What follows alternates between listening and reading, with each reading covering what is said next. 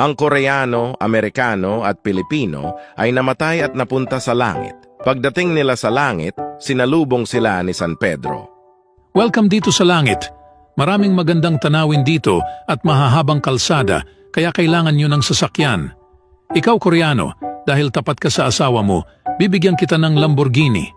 Ikaw naman, Amerikano, dahil niloko mo ang asawa mo ng 2 beses, para sa iyo itong BMW.